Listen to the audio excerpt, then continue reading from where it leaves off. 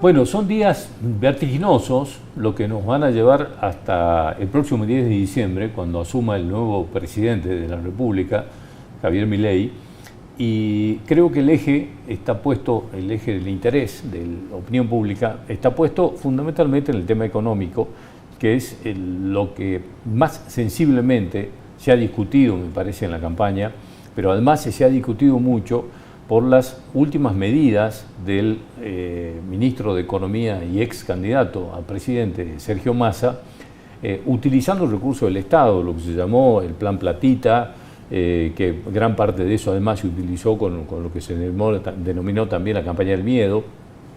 Y el tema es esas consecuencias, las consecuencias económicas de esas últimas medidas de Sergio Massa, cómo van a repercutir en los primeros pasos del nuevo gobierno y las medidas que se insinúan, por lo menos por parte de quienes están cercanos a Javier Milei, respecto de, por ejemplo, la privatización de YPF, el Banco Central, la dolarización, etcétera, etcétera.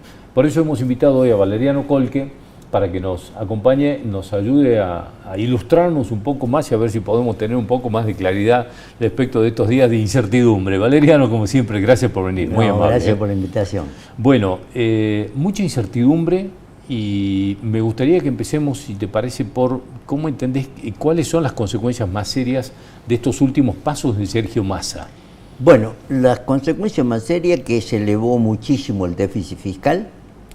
Evidentemente hay una deuda en la ELIC de 23 billones de pesos, con intereses mensuales de 2.500.000 pesos, que es el primer punto que tiene que desactivar este gobierno para poder salir del cepo, ¿no es cierto? Y además tiene que actualizar el tipo de cambio, que tiene una brecha cambiaria de 150%. Por eso es que hay tantos dólares, tanta cantidad de dólares y no hay dólares. ¿Me explico? Entonces, evidente, eso primero. Y después bajar el déficit público, porque con esto que todavía no lo vamos a sentir y va a impactar todo este plan platito, va a empezar a impactar en enero, febrero, marzo, ahí va a empezar a impactar este plan platita. Con mayor inflación, evidentemente. Ahora, desactivar la LELI, bajar el déficit público y actualizar el tipo de cambio, eso te va a llevar a más inflación. Pero si vos ofreces un programa sustentable, creíble, la gente puede bancarse. No te olvides, estimado amigo, que es más fácil destruir que construir.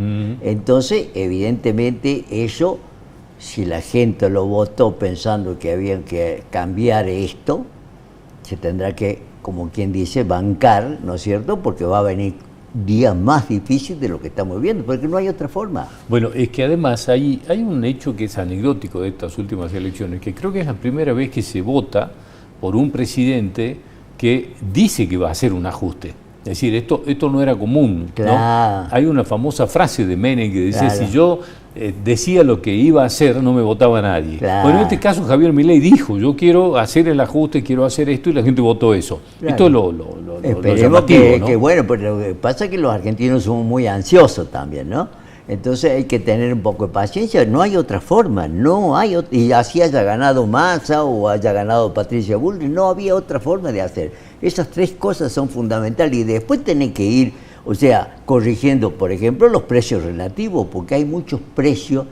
escondidos que se llama inflación reprimida. ¿Por qué? Porque no se sinceraron esos precios relativos. Por ejemplo, la nafta aumentó 60% en lo que va del 23 y la inflación es 140.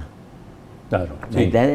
Evidentemente, no podés tampoco, por ejemplo, pagar el 15% de los servicios de colectivo y transporte y el 85% subsidio del Estado, que lo beneficia al AMBA, no al interior, porque nosotros acá pagamos un boleto de 110 pesos o algo así, y allá se paga menos de la mitad.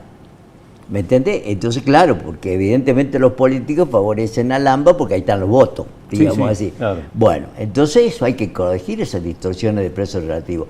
No podés pagar vos entre el 15 y el 20% del valor de la luz, del gas, todo eso. Eso hay que sincerarlo. Ahora bien, eso habrá que hacerlo en función de la situación económica que hay, por decir, si yo estoy mal porque trabajo en blanco, soy pobre, evidentemente no me pida que suban la tarifa, subímela gradualmente o mejorarme los ingresos para que yo pueda pagar lo que vale la tarifa, ¿me entiendes? Y además, al pagar lo que vale las tarifas, va a generar un poco de educación. ¿Por qué? Porque vos, como te la regalan la tarifa, entonces vos no importa tener tantas luces prendidas, la hornalla de gala, de todo el día, total, no te cuesta nada. Ahora, cuando pagué lo que vale, como se paga en todo el mundo, ¿me entiendes? Entonces vos vas a decir, che, esa luz que no se usa, apáguenla. Entonces te va a ayudar a cuidar y a hacer, digamos, un poco de educación en cuidar la energía. Eso por un lado. Por otro lado, ¿no es cierto?, no te olvides de que acá hay una distorsión muy grande. El Estado es elefanciático. El Estado tiene, te digo, 4,5 millones en los 3 niveles, nación, provincia y municipio. No puede ser que las provincias del norte, por ejemplo, del NOA, o NEA, son las que más recibe proporcional la coparticipación de los que producen y de las que hacen las provincias más desarrolladas, Córdoba, Santa Fe, Buenos Aires, Mendoza, Entre Ríos, ¿no es cierto?, que aportan, por ejemplo, 25% Córdoba y recibe 15%. ¿Me entendés? Ahora, ¿qué hace la gente de las provincias del NOA con esa coparticipación que recibe? Clientelar. ¿Qué desarrollo tenemos en las provincias del NOA privado? Sí, bueno, no nos olvidemos que hay estas provincias feudales como Chaco, Formosa, Santiago del Estero, que no producen absolutamente nada, pero además tienen estados enormes porque, digamos, el único empleador que hay es prácticamente el Estado. Por eso te digo, entonces, evidentemente hay que... ¿Por qué te crees que no la... ¿Te acordás vos cuando se hizo la reforma de la Constitución en el 94? Dijeron que el 31 de diciembre de 1996 tenía que haber una nueva ley de coparticipación. ¿Cuánto estamos ahora? 2023. Hace casi 30 años. ¿Y por qué no la tocan? Porque no les conviene. A muchos no les conviene que se toque la ley de coparticipación. ¿Me entendés? Entonces, ese es el tema. Además, al corregir la ley de coparticipación, si el Estado transfirió educación, salud a las provincias, entonces tiene que recibir menos el Estado y no quedarse con el 47% y el resto, el 53%, porque hay una parte de ATN, sí, claro. ¿Me entendés? Que es para el resto de las provincias. Claro, eso hay que cambiar esa proporción. Porque para decirlo en términos criollos, el Estado Nacional les tiró a las provincias, ahí tienen toda la salud, ahí tienen toda la educación, pero no le dio un mango. Le dio un mango. Pero además no se modificó el régimen de coparticipación en La Plata, ¿no? Por eso te digo, entonces eso hay que cambiar, eso, primero y principal. Después, por ejemplo, el tema jubilatorio.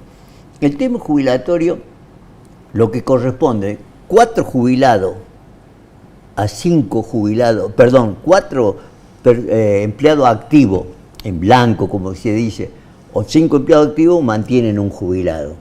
Hoy hay una proporción de un empleado activo y un poquito más para mantener el jubilado. Entonces, con ese, digamos, paupérrima que reciben los jubilados, entonces quiere decir que la diferencia, como no alcanza la diferencia de los otros 3 que faltan, la tiene que pagar el Estado, por eso es el enorme déficit fiscal. Entonces, tenemos casi 35% o 40% de empleo negro, que no tiene obra social, aporte jubilatorio y nada.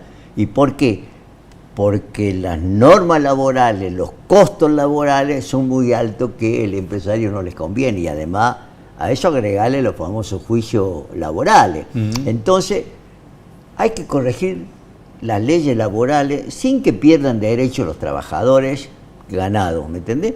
Pero hay que actualizarles una ley de hace 35 años. Estamos en el siglo XXI. Hay que cambiar eso. Entonces hay que actualizarla a los tiempos modernos. Bueno, entonces, y ahí hay una gran oposición de los popes sindicales, digamos, ¿no? Que esto, digamos, hay una gran resistencia a cualquier tipo de modificación. Bueno, pero y por supuesto, porque eso es perdonando el término, el curro de ellos. ¿Vos conocés algún sindicalista pobre? Ninguno. Trabajadores pobres, 1 millón, todo. ¿Me entendés? Entonces hay algo que evidentemente no está bien. Entonces yo no voy a ceder tan fácilmente los derechos, entre comillas, que tengo yo como sindicalista. Entonces, evidentemente, cuando vos querés sacar cosas que no están bien, sabiendo vos que no está bien, entonces vos te vas a poner, te vas a resistir a eso. Valeriano, te traigo a estos últimos días, en grandes rasgos, ¿cómo estás viendo los primeros anuncios? Si es que se les puede decir anuncios. Has empezado por el tema de las LELIC, que fue una de las primeras cosas que dijo Javier Milei, que es donde quiere poner el énfasis, porque entiende que ahí está la prioridad para el resto. El resto de cosas que se van conociendo, ¿cómo estás viendo el panorama general de anuncios, digamos? Claro. Primero y principal, como te decía recién, hay tres cosas que tiene que hacer rápido, lo que te señalé recién: déficit fiscal, la LELIC, tipo de cambio y el tema de los precios relativos. Eso es inmediato, cuando asuma. Es inmediato eso.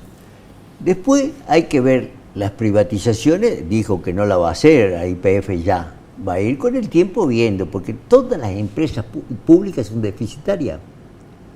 Por ejemplo, lo que quiere privatizar Telam, RTA y Radio Nacional, quiere privatizar porque es una enorme cantidad de plata que recibe esas tres, digamos. Ahora, vos fíjate, vos prendías cualquiera de esas tres, eran propaganda en la campaña eran propaganda para el ministro candidato. Entonces tiene que ser nacional, tiene que ser objetivo, no subjetivo. Y tiene un presupuesto grandísimo. A tal punto que yo te digo, cuando hacen, por ejemplo, notas fuera del canal, digamos así, cobran 20.000 pesos por una nota de exterior. Claro. Y después, evidentemente, si pasa de las 20 horas, le pagan el taxi para que se vaya a su casa. Bueno, hermano, ¿me entendés? Esas cosas hay que corregirlas. Bueno, ahora habló de aerolíneas, de entregárselas a los empleados, claro, que es otro, digamos, de los temas conflictivos, digamos, o por lo menos de lo que se anunció, ¿no? De lo que se ha visto hasta aquí, donde me parece que también va a haber una gran resistencia, ¿no? Y sí, ya, pero bueno, escúchame, yo te doy dos puntos de vista. Aerolínea Argentina, vamos a empezar por otro lado. La aerolínea Copa, que es la aerolínea de bandera de Panamá, sí, tiene 100 aviones y casi 2.000 empleados. Aerolínea Argentina tiene 81 aviones y casi 12.000 empleados, o sea que tiene 147 empleados por cada avión. ¿Y cómo no va a ser deficitario? Bueno, Valeriano, no tengo mucho más tiempo, lamentablemente, pero te agradezco mucho haber venido. Pero hay que corregir eso, estimado amigo. Esto hay que corregir porque lo pagamos todo. Y hay gente que está pagando ese déficit y no ha viajado nunca. Bueno, de esto seguramente tendremos para hablar y te comprometo para que cuando ya conozcamos las medidas, una vez asumido Milei, veamos el panorama un poco más completo. Con mucho gusto, estimado amigo. Como siempre, muchísimas gracias. No, por favor, gracias por a vos. tu tiempo. Muchas gracias.